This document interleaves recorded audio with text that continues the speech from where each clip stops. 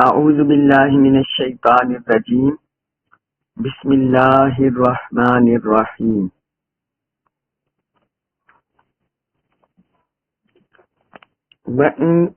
ولا تہنوا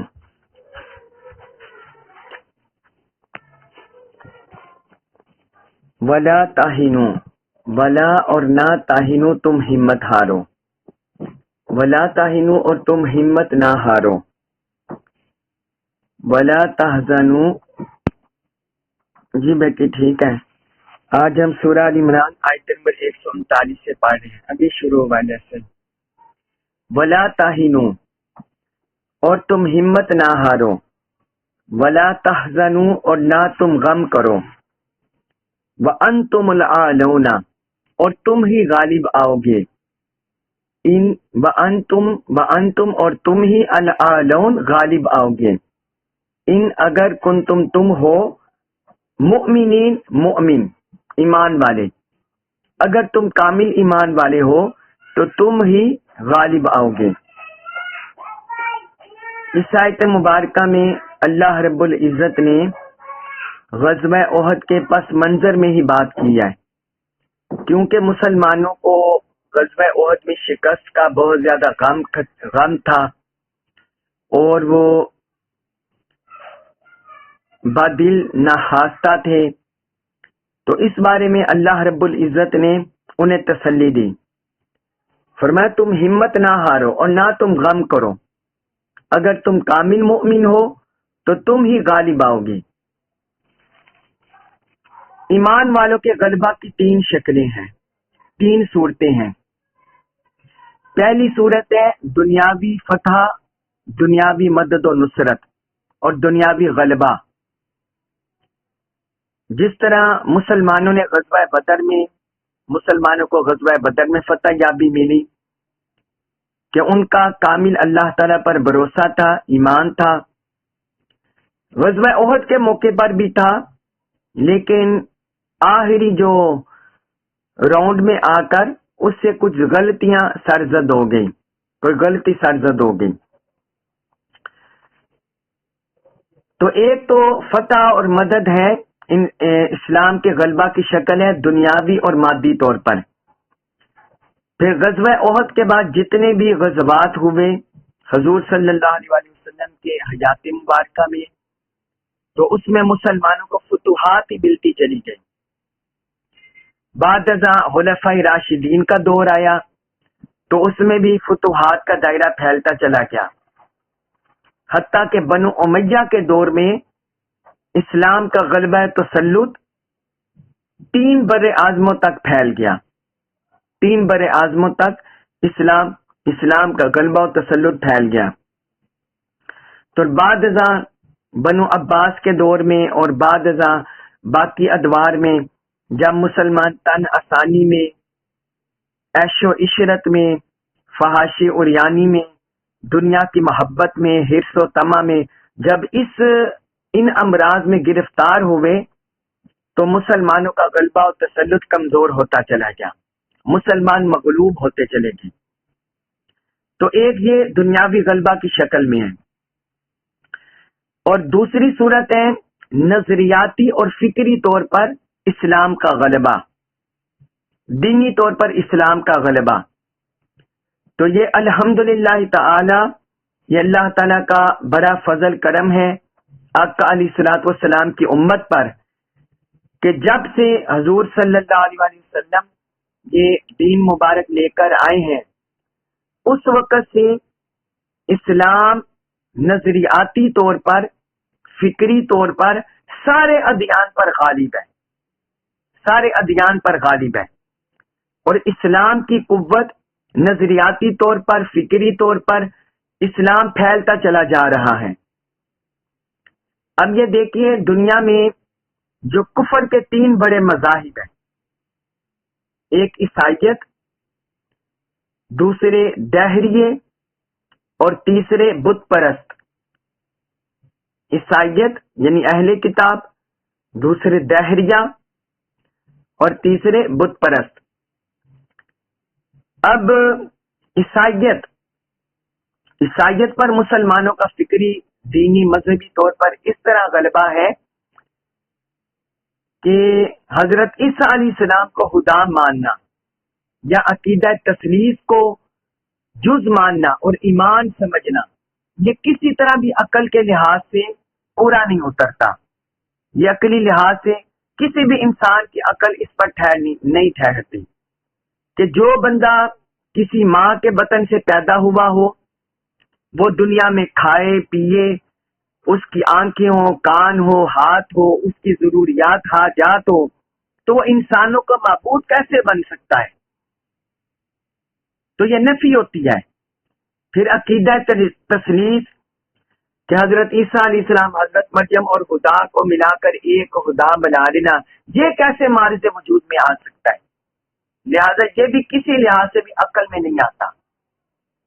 اسی طرح ان کی کتابیں بے شک وہ اللہ کی طرف سے اتری، لیکن وہ تحریف شدہ ہیں، ان میں تحریف ہو گئی ہے.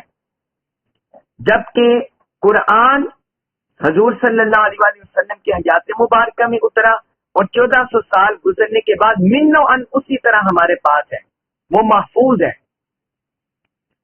پھر جو گزشتہ انبیاء کرام کی نبوت اور رسالت شریعت وہ بھی منسوخ ہو گئی، وہ بھی زمانوں کے ساتھ چلنے کی نہ اللہ تعالیٰ نے انہیں اس اینگل سے اتارا تھا اور نہ وہ شریعتیں دی گئی تھی. وہ مخصوص زمانوں کے لیے دی گئی تھی، مخصوص ماحول کے لیے دی گئی تھی، مخصوص وقت کے لیے اتاری گئی تھی. جب شریعت محمدی آ گئی اور دین محمدی آ گیا تو باقی ادیان، باقی شریعتیں منسوخ ہو گئی. تو اس لحاظ سے غلبہ عیسائیت پر. پھر دہریے کہتے ہیں کہ یہ دنیا، یہ کائنات خود بخود وجود میں آ گئی. یہ کائنات، زمینوں کا نظام، آسمان کا نظام، سورج کا نظام، شمس و قمر کا نظام، چاند ستاروں کا نظام، یہ از خود چل رہا ہے، اس کو بنانے والا کوئی نہیں. حالانکہ یہ نظریہ، فلسفہ، یہ بھی انسانی عقل میں آنے والا نہیں. جب کسی شخص کے گھر کا نظام، کسی شخص کی اپنی لائف کا نظام، اپنی زندگی کا نظام نظم و ضبط کے بغیر نہیں چل سکتا، اور کسی گھر کا نظام ایک سربراہ کے بغیر نہیں چل سکتا، کسی ملک کا نظام ایک سربراہ کے بغیر نہیں چل سکتا، تو اتنی بڑی کائنات کا نظام کسی ہستی کے بغیر کیسے چل سکتا ہے؟ تو یہ بھی ان کے نظریہ کو شکست ہے. اور تیسرے بت پرست، وہ اپنے ہاتھوں سے بتوں کو بنا کر ان کے آگے سجدے کرتے ہیں، ان کے آگے جھکتے ہیں، ان کو معبود مانتے ہیں. تو یہ بھی انسانی عقل میں نہیں آتا کہ ایک مٹی سے، پتھر سے بنایا ہوا بت جس کو ہم جیسے چاہیں اس کے ساتھ سلوک کریں تو وہ خدا معبود کیسے بن سکتا ہے؟ تو اس لیے نظریاتی فکری طور پر بھی یہ اسلام کا غلبہ ہے، اسلام کا غلبہ ہے، یہ اسلام کے غلبے کی صورت ہے. اور تیسری صورت ہے عظمت امت کی عظمت کے لحاظ سے. باقی امتیں وہ اپنے زمانے میں عظمت والی تھی، عروج والی تھی. جس طرح اللہ تبارک و تعالی نے بنی اسرائیل کے بارے میں فرمایا سورۃ البقرہ میں جو ہم پڑھ رہے ہیں، یا بنی اسرائیل اذکروا نعمتی التی انعمت علیکم وانی فضلتکم علی العالمین، کہ میں نے تمہیں تمہارے جہان کے، دنیا کے لوگوں پر تمہیں فضیلت دی. تو ان کو اپنی شریعت، نبوت کے لحاظ سے اپنے دور میں عظمت اور فضیلت حاصل تھی. لیکن جب امت محمد آ گئی، آقا علیہ الصلوۃ والسلام کی امت آ گئی، تو اب وہ شرف و منزلت ساری امتوں پر حضور صلی اللہ علیہ وسلم کی امت کو حاصل ہو گیا. آپ کی امت اب باقی ساری امتوں کی سردار ہے، باقی ساری امتوں پر زیادہ فضیلت اور عظمت والی ہے. تو اس لحاظ سے بھی یہ اللہ تبارک و تعالی نے غلبے کی صورت بیان کی ہے. یہ تینوں صورتیں ہیں اسلام کے غلبہ کی. تو فرمایا کہ تم ہی غالب آؤ گے ہر صورت میں اگر تم کامل ایمان والے ہو. تمہارا نظریہ، تمہارا فلسفہ، تمہارا دین تمہاری سیاست، تمہاری معیشت، تمہاری معاشرت، تمہاری فتوحات تمہیں ہی غلبہ نصیب ہوگا ہر حال میں۔ جب کمزوریاں، کمیاں، کوتاہیاں آئیں گی تو پھر مادی لحاظ سے شکست آئے گی، لیکن حقیقی لحاظ سے اسلام ہی غالب رہے گا۔ یہ اللہ تبارک و تعالی نے بیان کیا۔ پھر آگے فرمایا سورہ ال عمران آیت نمبر 140، اس میں فرمایا ان اگر یمسسکم، یمسس لگا ہے کم تمہیں، یا چھوا ہے یا پکڑا ہے تمہیں، قرحن زہم اور تکلیف نے، قرحن کا معنی زہم بھی ہوتا ہے، تکلیف رنج دکھ بھی ہوتا ہے۔ فرمایا اگر تمہیں تکلیف پہنچی ہے یا زہم پہنچا ہے، فقد تو بے شک مسا پہنچا ہے، القوما لوگوں کو، قرحن زہم مثلہ اسی طرح۔ فرمایا اگر تمہیں اب کوئی زہم لگا ہے تو یاد رکھو ان لوگوں کو بھی اسی طرح کا زہم لگ چکا ہے۔ وَتِلْكَ اور یہ الایام دن، اور یہ دن نداولو ہم پھیرتے رہتے ہیں، ہم انہیں پھیرتے رہتے ہیں، بین الناس لوگوں کے درمیان۔ فرمایا یہ دن ہم لوگوں کے درمیان پھیرتے رہتے ہیں۔ وَلِيَعْلَمَ اور اس لیے، یہ اس لیے ہوتا ہے دنوں کا پھرنا، وَلِيَعْلَمَ اور لِيَعْلَمَ تاکہ وہ پہچان کرا دیں، اللہ کی طرف اشارہ ہے، تاکہ وہ پہچان کرا دیں، اللہ آگے فائل بھی آ گیا، اس فعل کا فائل، تاکہ اللہ پہچان کرا دے، الذین ان لوگوں کو، آمن جو ایمان لائے، تاکہ اللہ ایمان والوں کی پہچان کرا دے، وَيَتَّخِذَ اور وہ بنائے منکم تم میں سے، شہداء شہید، اور وہ تم میں سے کچھ لوگوں کو شہید بنا دے، واللہ اور اللہ لا یحب پسند نہیں کرتا، الظالمین ظالموں کو، اور اللہ ظالموں کو پسند نہیں کرتا۔ یہ بھی غزوہ احد کا پس منظر ہی ہے۔ اللہ تبارک و تعالی نے فرمایا کہ اگر تم اپنی شکست پر ابھی رنجیدہ ہو، اے مسلمانوں، اے مومنوں، اپنی شکست پر، اپنی ہزیمت پر اگر تمہیں رنج ہے، دکھ ہے، تکلیف ہے اپنے زخموں پر، تو فرمایا اس طرح کی زخم تکلیف ان لوگوں کو تم سے پہلے پہنچ چکی ہے، یعنی کافروں کی طرف اشارہ ہے کہ جو بدر کے مقام پر کافر مارے گئے تھے، تو فرمایا ایسی تکلیف رنج انہیں بھی پہنچ چکا ہے، ایسی شکست کا سامنا وہ بھی کر چکے ہیں۔ تو جب وہ سارا سال تیاری کرتے رہے تمہارے خلاف اور انہوں نے ہمت نہیں ہاری، سستی نہیں دکھائی، اور وہ غم زدہ نہیں ہوئے، وہ دبے نہیں ہیں، وہ پھر نکل پڑے ہیں تمہارے خلاف، تو اللہ تعالیٰ نے فرمایا کہ تمہیں بھی اب غم نہیں دکھانا، تم تو مومن ہو، اور مومن کا اللہ پر کامل بھروسہ ہوتا ہے۔ اللہ تعالیٰ نے ان الفاظ سے صحابہ کرام کو اور آنے والی ہر امت کو میسج دیا اور دل جوئی کیا، یہ اللہ کی طرف سے دل جوئی پیغام ہے، دل جوئی کا پیغام ہے کہ تم نے ہمت نہیں ہارنی، تم نے اس شکست کو لے کر نہیں بیٹھ جانا، تمہارے قدم نہیں لرزانے چاہیے۔ فرمایا اس طرح کا غم تکلیف انہیں بھی پہنچ چکی ہے، اور فرمایا کہ یہ ہم دل لوگوں کے درمیان پھیرتے رہتے ہیں، یعنی کبھی غم کسی اور کی طرف ہوتا ہے، کبھی تمہاری طرف ہوتا ہے، کبھی تکلیف کسی اور کو ہوتی ہے، کبھی تمہیں ہوتی ہے، کبھی فتح تمہارے مقدر ہوتی ہے، کبھی شکست تمہارے مقدر ہوتی ہے۔ تو یہ لوگوں کے درمیان ہم دن پھیرتے رہتے ہیں۔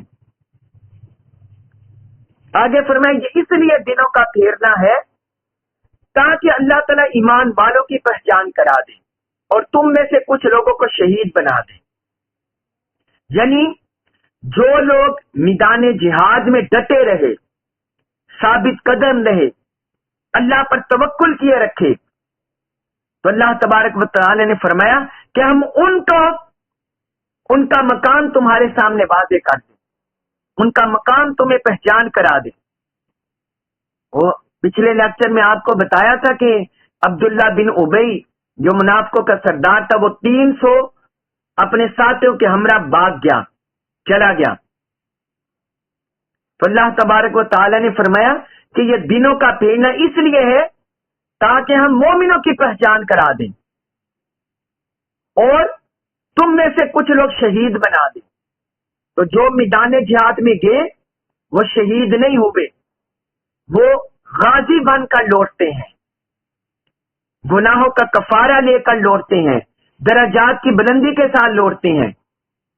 اور جو میدان جہاد میں دشمنوں کے خلاف شہید ہو جاتے ہیں وہ بلند رتبہ کے ساتھ لوٹتے ہیں، جنت کی نعمتوں کے ساتھ لوٹتے ہیں، اللہ کی طرف سے مغفرت کے ساتھ لوٹتے ہیں۔ حضور صلی اللہ علیہ وسلم نے فرمایا کہ جب شہید کا پہلا قطرہ اس کے جسم سے نکلتا ہے تو زمین پر گرنے سے پہلے اس کی بخشش کر دی جاتی ہے، اور پھر شہید کو جنت میں اس کا مقام دکھا دیا جاتا ہے، اور وہ پھر اپنے پسماندگان میں سے کئی لوگوں کی بخشش کرتا ہے، شفاعت کرتا ہے، اللہ تعالیٰ قبول فرماتا ہے 70 لوگوں کی شفاعت۔ اور پھر قرآن مجید میں ہے، سورہ ال عمران میں بھی ہم آگے پڑھیں گے کہ وہ اللہ کے ہاں زندہ ہے، انہیں رزق دیا جاتا ہے۔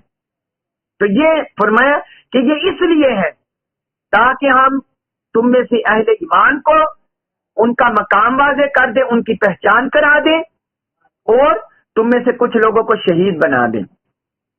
اس سے تمہیں گھبرانے کی ضرورت نہیں ہے۔ فرمایا اللہ ظالموں کو پسند نہیں کرتا، کہ ظالم کسی صورت بھی ہو، اگر وہ تمہارے خلاف جیت بھی گئے ہیں تو رب نے فرمایا اللہ انہیں پسند نہیں کرتا۔ یہ مت سمجھو کہ وہ اللہ کو محبوب بن گئے، نہیں، جو باطل پر ہیں اللہ تعالیٰ انہیں کبھی پسند نہیں کرتا، اللہ تعالیٰ انہیں پسند نہیں کرتا۔ ہاں دنیا میں یہ حق اور باطل کی جنگ جاری رہتی ہے۔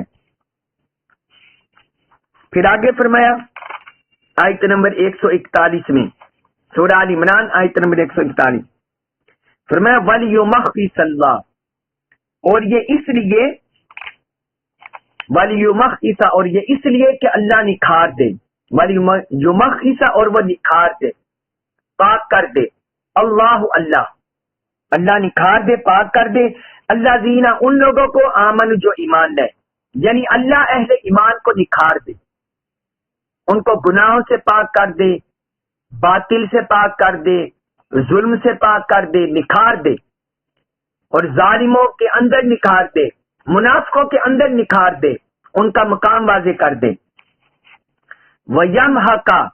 وَيَمْحَقَ، اور وہ مٹا دے الکافرین، کافروں کو، اور وہ کافروں کو مٹا دے۔ تو یہ بھی ایک سبب اللہ تعالی نے مزید بیان کیا کہ یہ فتح اور شکست کا یہ جو دن بدلتے ہیں، ایک سبب اور بیان کیا، فرمایا اس لیے کہ اللہ تعالیٰ مومنوں کو نکھار دے، ان کو پاک صاف کر دے اور کافروں کو مٹا دے۔ یعنی اگر مومن غازی بن کر لوٹیں گے گناہوں کی بخشش کے ساتھ، مغفرت کے ساتھ، گناہوں کی پاکی کے ساتھ لوٹیں گے، اور اگر شہید ہوں گے تو شہادت کا رتبہ ہے۔ اور اس کے بدلے میں اگر مومن کافروں کو ماریں گے تو پھر کیا ہوگا؟ کافروں کو ماریں گے تو کفر مٹے گا، کفر کی بنیاد جڑ سے اکھڑے گی، کفر جڑ سے اکھڑے گا۔ تو یعنی شہادت اور غازی دونوں حالتوں میں مومنوں کا ہی فائدہ ہے، دونوں حالتوں میں مومنوں کا ہی فائدہ ہے۔ حضرت انس رضی اللہ عنہ کے چچا، ان کے بارے میں روایت میں آتا ہے، حضرت انس رضی اللہ عنہ کے چچا انس بن نضر وہ غزوہ احد میں شریک تھے۔ جب بگدر مچ گئے، مسلمان بھاگنے لگے تو یہ میدان جنگ میں کودنے لگے۔ حضرت سعد بن معاذ ان سے ملے، کہنے لگے کدھر جا رہے ہو اے انس بن نضر، تم کدھر جا رہے ہو؟ کہنے لگے مجھے احد کے پاس سے جنت کی خوشبو آ رہی ہے، جنت کی خوشبو آ رہی ہے۔ پھر وہ دشمنوں کے اندر گھس گئے اور اتنا انہوں نے قتال کیا، اپنے جسم پر اتنے زخم کھائے کہ حدیث میں آتا ہے کہ اتنے کثیر زخم تھے ان کے جسم پر کہ ان کے جسم کو کوئی پہچان نہیں سکتا تھا، حتیٰ کہ ان کی بہن نے ان کی انگلیوں سے انہیں پہچانا، ان کی انگلیوں سے انہیں پہچانا، حضرت انس بن نضر رضی اللہ عنہ کو. اور ان کے جسم پر 70 سے زیادہ تیروں اور نیزوں اور تیروں کے زخم تھے، 70 سے زیادہ. صحیح البخاری میں یہ حدیث ہے. اسی طرح آپ دیکھیے کہ جو حضرت ابوبکر صدیق رضی اللہ عنہ نے قربانی دی، حضرت عمر فاروق، حضرت عثمان غنی، حضرت مولانا المرتضی، حضرت سعد بن ابی وقاص، یہ سارے اکابر صحابہ غزوہ احد کے موقع پر جب شکست کے ساتھ تھے، آقا علیہ الصلوۃ والسلام کے گرد جرمر بنا کر کھڑے ہو گئے، حتیٰ کہ کئی تیروں کو حضرت سعد بن ابی وقاص رضی اللہ عنہ نے اپنے ہاتھ پر روکا اور وہ تیر چلاتے تھے. حضور نے فرماتے اس موقع پر آقا علیہ الصلوۃ والسلام نے حضرت سعد کو فرمایا، اے سعد میرے ماں باپ تم پر قربان، تیر چلاؤ. اس طرح صحابہ کرام نے جرأت کا مظاہرہ کیا، اس طرح انہوں نے قربانی دی. تو رب نے فرمایا کہ یہ اس لیے ہم نے کیا، یہ مارکا اس لیے ہم برپا کرتے ہیں، شکست کا، فتح کا، تاکہ جو مومن کامل ہے ان کی بھی پہچان کرا دے، اور جو کمزور ہے منافق ہے ان کی بھی پہچان کرا دے، دشمنوں کی بھی پہچان کرا دے، اور خالص مومنین کی بھی پہچان کرا دے، منافقوں کی پہچان کرا دے. پھر فرمایا سورہ آل عمران آیت نمبر 142، فرمایا ام کیا حسبتم تم نے گمان کیا، ان یہ کہ تدخلو تم داخل ہو جاؤ گے الجنت جنت میں. فرمایا کیا تم یہ گمان کیے ہوئے ہو کہ تم جنت میں چلے جاؤ گے، ولما اور نہیں، یعلم اللہ پرکھا ہوگا اللہ نے، اللہ دینا ان لوگوں کو جاہدو جنہوں نے جہاد کیا، منکم تم میں سے. فرمایا کیا تم یوں گمان کیے ہوئے ہو کہ تم یوں ہی جنت میں چلے جاؤ گے، جبکہ اللہ تعالیٰ نے تم میں سے مجاہدوں کو پرکھا ہی نہیں ہے، تم میں سے مجاہدوں کو، جہاد کرنے والوں کو پرکھا ہی نہیں ہے. وَيَعْلَمَ یہاں بھی نفی آئے گا پیچھے، وَيَعْلَمَ اور نہیں اس نے پرکھا الصابرین صبر کرنے والوں کو، اور فرمایا اس نے صبر کرنے والوں کو نہیں پرکھا.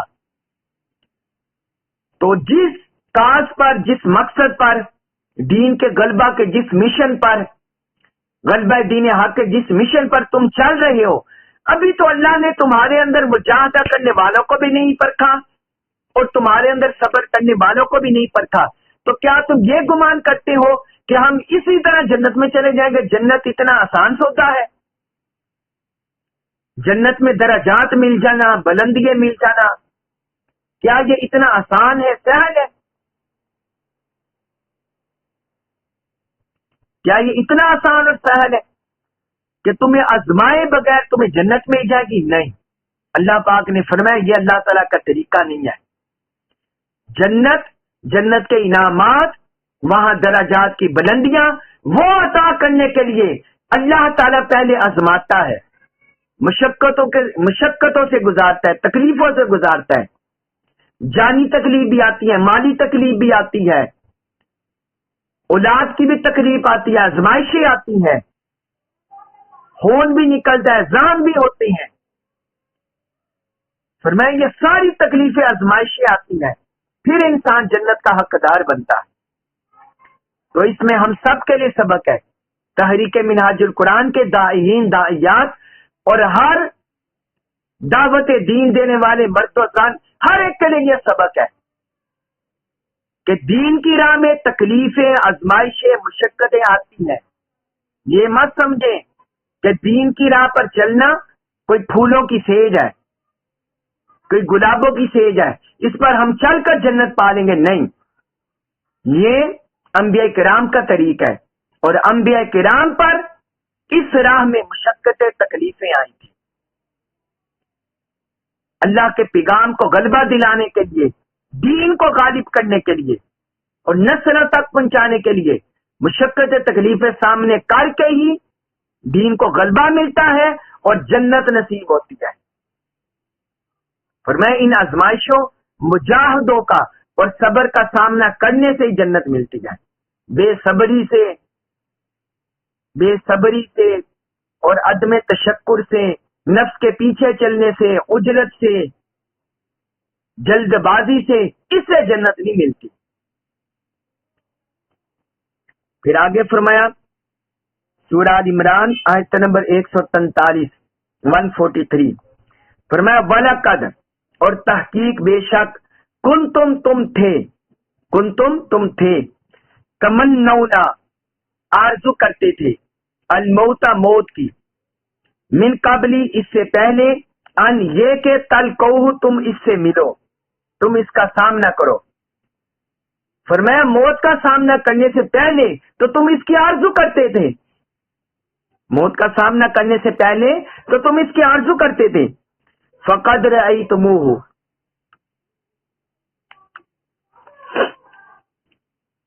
پس اب تم نے اسے دیکھ لیا ہے، فقد رأیتموہ پس اب تم نے اسے دیکھ لیا ہے، وانتم تنظرون اور تم دیکھ رہے تھے اپنی آنکھوں سے۔ فرمایا اب تم نے اسے اپنی آنکھوں سے دیکھ لیا ہے۔ یہاں اس آیت مبارکہ میں بھی اللہ تعالی نے غزوہ احد میں شریک ہونے والوں کو جھنجھوڑا۔ آپ کو پتہ ہے، میں نے آپ کو بتا دیا ہوا ہے کئی بار کہ ہر آیت کا خاص پس منظر ہے، خاص پس منظر میں نازل ہوئی ہے، شان نزول ہے، لیکن ہر آیت کا مضمون، معنی، مفہوم یہ آنے والے ہر انسان کے لیے قیامت تک کے لیے ہے۔ تو اللہ تبارک و تعالی نے اس میں غزوہ احد میں شریک ہونے والوں کا خطاب کر کے انہیں بھی خطاب کیا ہے اور ہم سب کو بھی خطاب کیا ہے۔ فرمایا جو دین کی راہ پر چلتے ہیں، دین کا پیغام پھیلاتے ہیں، جب سختیاں آتی ہیں، تکلیفیں آتی ہیں، تو پہلے تو بڑا کہتے ہیں ہم شہید ہونا چاہتے ہیں، ہم شہید ہونا چاہتے ہیں، شہادت پانا چاہتے ہیں، اللہ کی راہ میں خون بہانا چاہتے ہیں۔ تو اللہ تعالی نے فرمایا پہلے تم یہ آرزو کرتے تھے، تو اب جب اس کا سامنا ہو گیا ہے تو اب اس سے گھبرانا نہیں ہے، اب اس سے گھبرانا نہیں ہے، بلکہ ثابت قدم رہنا ہے، ڈٹ کے رہنا ہے، کمزوری نہیں دکھانی، سستی نہیں دکھانی، دب کے نہیں رہنا۔ اب تم نے موت کی آنکھوں میں آنکھیں ڈال کر دیکھنا ہے، اب پیچھے نہیں ہٹنا۔ فرمایا اب تو تم اسے اپنی آنکھوں سے دیکھ رہے ہو، یعنی موت کا نظارہ کر رہے ہو اپنی آنکھوں سے، تو اب وہ جو تمہاری آرزو تھی اب اس کو پورا کر لو، اب اس کو پورا کر لو۔ شہادت کی آرزو کرنا، یہ بات بھی یاد رکھیے، شہادت کی آرزو کرنا یہ حضور نبی اکرم صلی اللہ علیہ وسلم کی بھی سنت ہے۔ صحیح البخاری میں حدیث ہے، حضور نبی اکرم صلی اللہ علیہ وسلم نے ایک دفعہ ارشاد فرمایا میں یہ چاہتا ہوں میں اللہ کی راہ میں شہید کیا جاؤں، پھر زندہ کیا جاؤں، پھر شہید کیا جاؤں، پھر زندہ کیا جاؤں، پھر شہید کیا جاؤں، پھر زندہ کیا جاؤں۔ 3 بار آپ صلی اللہ علیہ وسلم نے فرمایا میری یہ خواہش ہے اللہ تعالیٰ مجھے زندگی دے جائے، میں شہید ہوتا جاؤں، زندگی دے، پھر شہید ہو، پھر شہید ہو جاؤں۔ 3 بار حضور نے فرمایا۔ تو شہادت کی آرزو کرنا یہ ہر مومن کی آرزو ہونی چاہیے۔ دشمنان اسلام کے خلاف، یہ بات یاد رکھیں، شہادت کا جب ہم لفظ بولتے ہیں دشمنان اسلام کے خلاف، جو اسلام کے خلاف برسر پیکار ہوتے ہیں ان کے خلاف، مسلمانوں کو قتل کرنے کے لیے نہیں، جس طرح دہشت گرد کرتے ہیں، انتہا پسند کرتے ہیں کہ مسلمان کا خون بہاتا ہے، یہ دہشت گردی میں آتا ہے۔ وہ شہادت جس طرح ہماری آرمی جو بارڈر پر لڑ رہی ہے، وہ شہادت جو کشمیر کے مسلمان لڑ رہے ہیں دشمنان اسلام کے علاوہ، وہ شہادت جو فلسطین کے مسلمان لڑ رہے ہیں، وہ شہادت حضور صلی اللہ علیہ وسلم اور حضرت عمر فاروق رضی اللہ عنہ بھی یہ دعا مانگا کرتے تھے، یا اللہ مجھے اپنی راہ میں شہادت کی موت عطا فرما، اپنی راہ میں، اور مجھے اپنے پیارے رسول صلی اللہ علیہ وسلم کے شہر میں شہادت کی موت عطا فرما۔ یہ وہ دعا کیا کرتے تھے، یا اللہ شہادت کی موت عطا فرما اور اپنے حبیب کے شہر میں موت عطا فرما۔ یہ وہ دعا کرتے تھے. تو اللہ تبارک و تعالی نے فرمایا کہ اب تمہیں اپنی اس آرزو کو تکمیل تک پہنچانا ہے، اب پیچھے نہیں ہٹنا. پھر آگے فرمایا سورہ ال عمران آیت نمبر 144 144 فرمایا وما، اور نہیں ہے محمد صلی اللہ علیہ وسلم الا مگر رسول. فرمایا محمد صلی اللہ علیہ وسلم رسول ہی ہیں، قد تحقیق حالت گزر چکے ہیں، من قبل ہی ان سے پہلے، الرسول کئی رسول، فرمایا ان سے پہلے کئی رسول پیغمبر گزر چکے ہیں. افہم، تو کیا اگر ماتا وہ وفات پا جائیں، تو پھر کیا اگر وہ وفات پا جائیں، او قتلا یا شہید کر دیے جائیں، انقلبتم تم پھر جاؤ گے، الی اعقابکم اپنے الٹے پاؤں، ایڑیوں کے بل. فرمایا کیا اگر وہ وفات پا جائیں یا شہید کر دیے جائیں تو پھر تم الٹے پاؤں پھر جاؤ گے. وَمَن، اور جو شخص ینقلب پھر گیا، علی عقبیہ الٹے پاؤں، اور جو شخص اپنے الٹے پاؤں پھرے گا، فلن تو ہرگز نہیں، یضر وہ نقصان پہنچا سکے گا، اللہ کو شیئن کچھ بھی، تو اللہ کو ہرگز کچھ نقصان نہیں پہنچا سکے گا. وَسَيَجْزِي اللَّهُ الشَّاكِرِينَ، وَسَيَجْزِي اور ان قریب عطا فرمائے گا، جزا عطا فرمائے گا اللہ الشاکرین شکر کرنے والوں کو، اور اللہ ان قریب شکر کرنے والوں کو جزا عطا فرمائے گا. اب اس آیت مبارکہ میں بھی غزوہ احد کا پس منظر ہی بیان ہے. غزوہ احد میں حضور صلی اللہ علیہ وسلم نے حضرت مصعب بن عمیر رضی اللہ عنہ کو پرچم تھمایا ہوا تھا. جب وہ شہید ہو گئے تو کافروں نے افواہ پھیلا دی، پھر شیطان بھی ان کے ساتھ شامل تھا کہ معاذ اللہ محمد صلی اللہ علیہ وسلم قتل کر دیے گئے، شہید کر دیے گئے، یہ انہوں نے افواہ پھیلا دی. تو اس موقع پر جو نئے نئے مسلمان ہوئے تھے جو نئے مسلمان افراد، ان کے دل کمزور پڑ گئے، اور وہ کہنے لگے جب محمد صلی اللہ علیہ وسلم، حضور صلی اللہ علیہ وسلم نہیں رہے تو پھر ہمارا دین میں رہنے کا یا اس کے ساتھ چمٹنے کا کیا فائدہ ہے. اس موقع پر ان کی زبان سے یہ کلمے جاری ہوئے. تو اللہ تبارک و تعالی نے اسی کے پس منظر میں یہ آیت مبارکہ اتاری.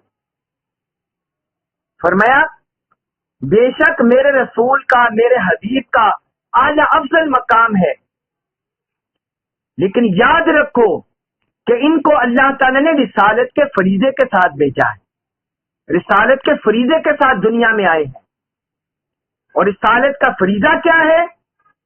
وہ فریضہ یہ ہے کہ جہاں ان کی ادب کرنا ہے، تعظیم کرنی ہے، محبت کرنی ہے، ان پر جان نچھاور کرنی ہے، تو وہاں یہ رسالت کا فریضہ ہے ان کے دین کی مدد و نصرت کرنی ہے. نصرت دین، نصرت مصطفیٰ، نصرت رسول صلی اللہ علیہ وسلم، ان کے دین کو پھیلانا ہے، ان کے دین کو پیغام پہنچانا ہے اور چہار دنگ عالم میں پھیلانا ہے. فرمائے یہ اپنے مقام رسالت کے ساتھ یہ اپنا فریضہ ادا کر دیں گے اور یہ دنیا سے رخصت ہو جائیں گے.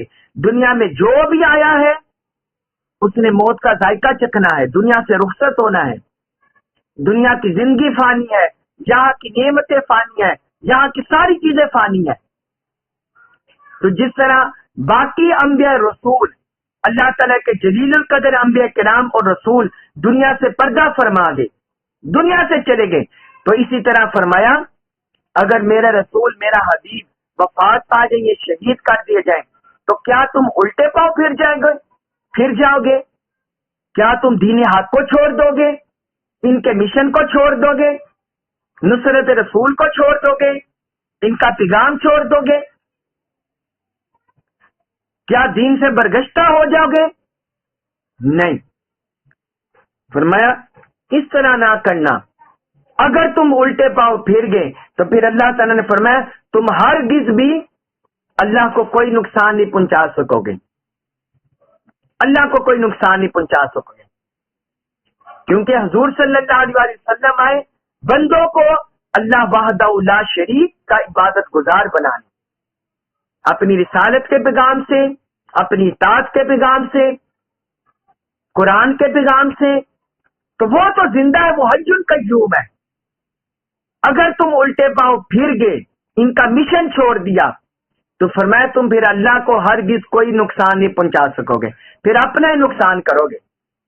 یہ اللہ تعالیٰ نے تنبیہ کی ان لوگوں کو جو حضور کے مشن کو، نصرت دین کو، نصرت رسول کو چھوڑ دیتے ہیں اور دنیا کی محبت، دنیا کے لالچ، دنیا کے تما میں گرفتار ہو جاتے ہیں اور دنیا کی آسائشوں کو سب کچھ سمجھتے ہیں۔ یہ اللہ تبارک و تعالی نے ان کے لیے تنبیہ کی۔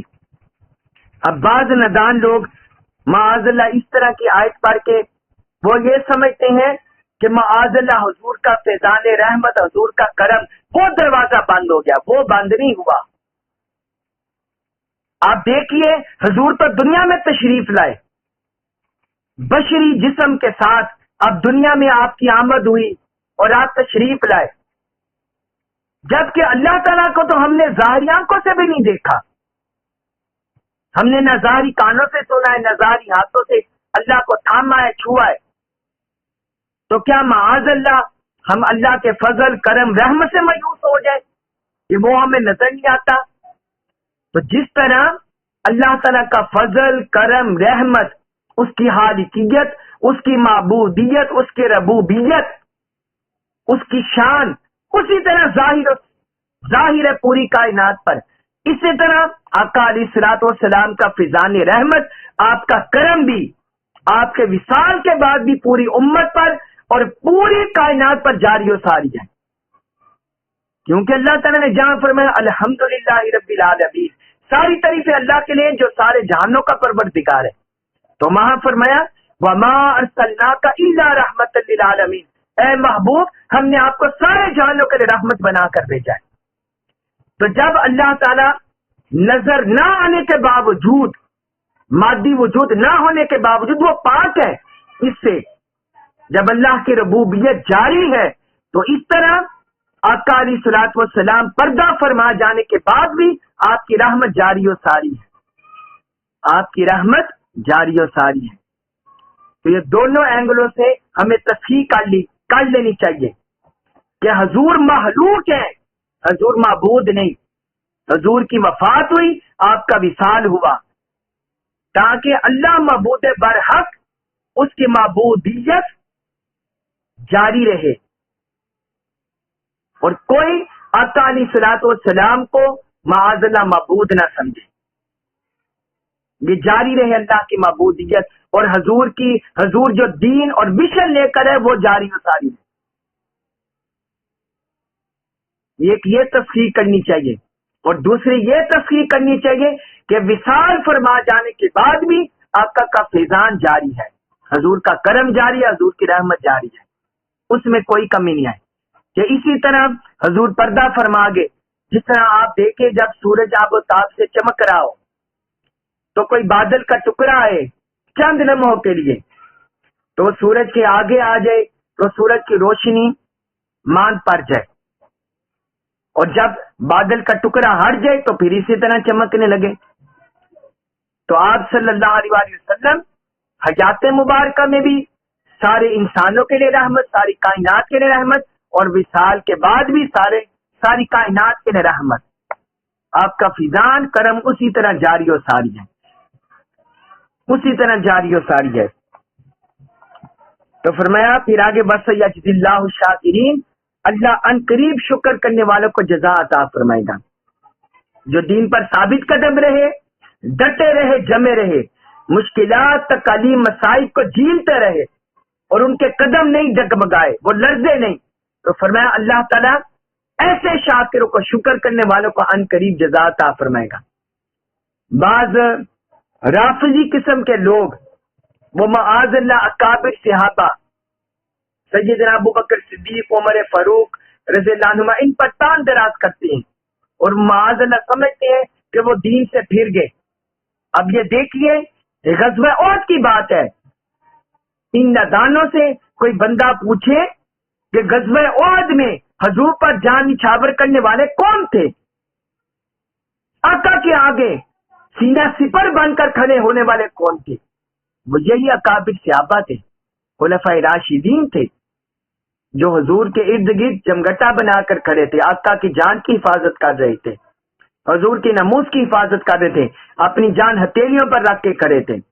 تو اللہ تعالیٰ نے فرمایا اللہ تعالیٰ ان قریب ایسے شکر گزاروں کو جزا عطا فرمائے گا۔ وہ کیا ہے؟ جنت کی نعمتیں، جنت کی راہ، جنت کے انعامات، جنت کے درجے، اللہ کی قربت، حضور کی قربت، صدیقین شہداء کی قربت، یہ انعامات ہیں۔ پھر آگے سورہ آل عمران آیت نمبر 145 اس میں فرمایا وما، اور نہیں ہے، نہیں کانا ہے لنفس، کسی جان کے لیے، فرمایا کسی جان کے لیے یہ نہیں ہے، ان تموتا، یہ کہ وہ مرے، کسی جان کے لیے خود مرنا مقرر نہیں، الا مگر یہ کہ باذن اللہ، اللہ کے اذن سے، کوئی بھی جان اللہ کے اذن کے بغیر نہیں مر سکتی۔ کتابن، لکھا ہوا ہے، مؤجلن، مقررہ مدت، فرمایا یہ مقررہ مدت لکھی ہوئی ہے۔ ومن، اور جو شخص یرید، چاہتا ہے، ثواب دنیا، دنیا کا انعام، فرمایا جو شخص دنیا کا انعام چاہتا ہے، نوتی ہم دیتے ہیں، ہی اسے منہا اس میں سے، تو ہم اسے اس دنیا میں سے دے دیتے ہیں۔ ومن یرید، اور جو شخص چاہتا ہے، ثواب الآخرت، آخرت کا ثواب، آخرت کی جزا، نوتی ہی ہم اسے دیتے ہیں، منہا اس میں سے، اور جو آخرت کا ثواب چاہتا ہے تو فرمایا ہم اسے اس میں سے عطا کرتے ہیں۔ وسنجزی، اور ہم ان قریب جزا عطا کریں گے، الشاکرین، شکر گزاروں کو، اور ہم ان قریب شکر گزاروں کو جزا عطا کریں گے، صلہ عطا کریں گے۔ اب اس آیت مبارکہ میں اللہ تعالی نے فرمایا کہ کوئی نفس بھی، کوئی جان بھی از خود نہیں مر سکتی، کسی کے لیے خود مرنا نہیں ہے، الا باذن اللہ، مگر اللہ کی اذن سے۔ کتاب مؤجلہ، وہ مقررہ مدت لکھی ہوئی ہے، یعنی مطلب یہ کہ جن کا میدان جہاد میں شہید ہونا مقرر تھا وہ شہید ہو گئے، اللہ کے حضور سرخرو ہو گئے، شہادت کو پا لیا، اور جن کا شہید ہونا مقرر نہیں تھا، متعین نہیں تھا، لکھا ہوا نہیں تھا، وہ شہید نہیں ہوئے۔ ہر ایک کا اللہ تعالیٰ نے لکھ کر رکھا ہوا ہے۔ کوئی اپنے محفوظ گھر میں بیٹھ جائے تو جب وقت مقرر ہے وہ آ جانا ہے، موت کا وقت مقرر۔ وہ مائیکل جیکسن کے بارے میں آتا ہے نا، مائیکل جیکسن کے بارے میں مشہور ہے کہ اس نے اپنی زندگی بڑھانے کے لیے، موت سے حفاظت کے لیے اپنے جسم کے ساتھ کیا کیا نہیں کیا، کتنی سرجریاں کرائی، لیکن جب موت کا وقت مقرر تھا وہ آ گیا۔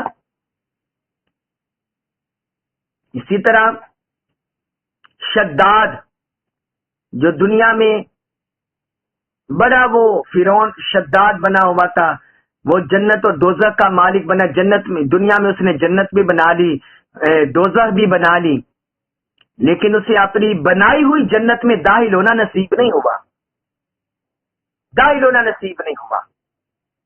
اسی طرح فرعون، حامان، قارون، بڑے بڑے جابر متکبر، تو جب وقت مقرر آ گیا تو موت کا وقت آ گیا، فرشتہ اجل آ گیا، تو اللہ تبارک و تعالی نے فرمایا یہ موت کا وقت مقرر ہے، اٹل ہے، یہ لکھا ہوا ہے۔ جن کو میدان جہاد میں آنی تھی وہ ادھر شہید ہو گئے، اور جن کو ادھر نہیں آنی، نہیں لکھا ہوا تھا، ان کو ادھر نہیں آنی، وہ شہید نہیں ہوں گے ادھر۔ یہ اللہ کی طرف سے وقت مقرر ہے۔ یہ اللہ تبارک و تعالی نے مومنوں کو ڈارس بندائی اور کافروں منافقوں کو، ان کو تنبیہ اور خبردار کیا، اور ان کو حقیقت دکھائی کہ یہ موت اللہ کے ہاتھ میں ہے، وہ مالک ہے جس کو چاہے جس وقت موت دے دے، جس کو چاہے جس وقت زندگی دے دے، یہ اس کے اختیار میں ہے. جتنی مرضی کسی کو زندگی دے دے اور جب مرضی کسی کی زندگی چھین لے، یہ اللہ کے اختیار میں ہے، کسی اور کے اختیار میں نہیں. پھر آگے فرمایا کہ جو دنیا چاہتے ہیں ہم اس کو دنیا میں سے دے دیتے ہیں. ہم اس کو، اب یہ وہ جو موت کے بارے میں، اس پر میں آپ کو 2-3 احادیث مبارکہ لکھوا دوں. حضرت ابن عباس رضی اللہ عنہ سے مروی حدیث ہے، حضور نبی اکرم صلی اللہ علیہ وآلہ وسلم نے فرمایا جب اللہ تعالی نے قلم کو پیدا کیا، سب سے پہلے کائنات بنانے سے پہلے جب اللہ تعالی نے قلم کو پیدا کیا تو اس سے فرمایا لکھو، اس سے فرمایا لکھو، تو اس نے قیامت تک ہونے والی ساری چیزوں کو لکھ دیا. اس نے قیامت تک ہونے والی ساری چیزوں کو لکھ دیا، کس کی کتنی عمر ہے، کتنا رزق ہے، کتنی زندگی ہے، کتنی کب موت آنی ہے، کوئی سعادت مند ہے، بدبخت ہے، سب کچھ اس نے لکھ دیا جو قیامت تک ہونے والا تھا. یہ امام طبرانی نے اس حدیث کو روایت کیا اور صحیح مسلم میں حدیث ہے. صحیح مسلم میں رسول اللہ صلی اللہ علیہ وسلم نے فرمایا اللہ تعالی نے آسمان اور زمین کو پیدا کرنے سے پہلے، اللہ تعالی نے آسمان اور زمین کو پیدا کرنے سے پہلے 50,000 سال پہلے تمام مخلوقات کی تقدیریں لکھ دی. تمام مخلوقات کی تقدیریں لکھ دی. اس وقت اللہ کا عرش پانی پر تھا، اس وقت اللہ کا عرش پانی پر تھا. یہ حضور صلی اللہ علیہ وسلم نے ہمیں سمجھانے کے لیے 50,000 سال بتایا ہے، فرمایا ہے یہ دنیا کے 50,000 سال مراد نہیں ہے، کیونکہ یہ اس وقت کی بات ہے جب ابھی چاند، ستارے، سورج یہ نظام ہی نہیں بنا تھا. ہمارے دنیا کے یہ جو دن ہے یہ تو سورج، چاند، ستارے بننے کے بعد بنے ہیں. تو یہ کائنات کو بنانے سے پہلے کی بات ہو رہی ہے 50,000 سال. تو وہ شاید نوری سال ہوں گے، اور نوری سال یہ کروڑوں اربوں سال بن جاتے ہیں 50,000 یا اس سے بھی بڑھ کر. یہ سمجھانے کے لیے ہمیں حضور صلی اللہ علیہ وسلم، تو اس طرح یعنی تقدیر پہلے سے لکھی جا چکی ہے. تو اللہ تبارک و تعالی نے بھی یہی فرمایا کہ موت کا وقت مقرر ہے، وہ لکھا ہوا ہے. پھر آگے فرمایا کہ جو دنیا کا ثواب چاہتا ہے، انعام چاہتا ہے، ہم اسے دنیا میں سے دے دیتے ہیں. یعنی وہ دنیا کی حرص، لالچ، طمع رکھتا ہے اور نیکی کرنے پر بھی، دین کا پیغام پھیلانے پر بھی، میدان جہاد میں جانے پر بھی، علم کی تبلیغ کرنے پر بھی اگر اس کی دنیا کمانے کی رغبت ہے تو فرمایا ہم اسے دنیا میں سے دے دیتے ہیں. دنیا کے انعامات، دنیا کی راحت، دنیا کی آسائشیں ہم اسے دنیا میں سے دے دیتے ہیں. اور جو آخرت کا ارادہ رکھتا ہے، آخرت کی طمع رکھتا ہے، آخرت کی نیت کرتا ہے، تو پھر ہم اسے آخرت میں سے عطا کرتے ہیں. آخرت کے انعامات، جنت کے انعامات، قصور، محلات، یہ ہم اسے پھر عطا کرتے ہیں. جس طرح حضور صلی اللہ علیہ وسلم کی حدیث مبارک ہے، صحیح البخاری کی جو پہلی حدیث ہے، الاعمال بالنیات، انما الاعمال بالنیات، کہ اعمال کا در و مدار نیتوں پر ہے. جیسی کسی کی نیت ہو ویسے ہی اسے اس کا انعام اور اجر ملتا ہے.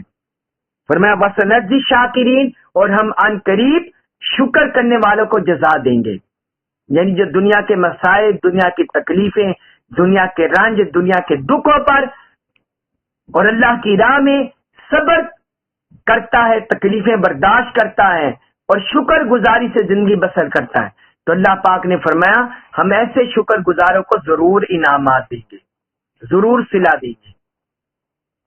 اللہ تبارک و تعالی ہمیں قرآن مجید کا کما کو فہم نصیب فرمائے، ہمیں اپنا شکر گزار، صبر کا صابر بندہ بنائے اور ہمیں اس پر عمل پیرا ہونے کی توفیق عطا فرمائے. وما علیہ الا البلاغ المبین.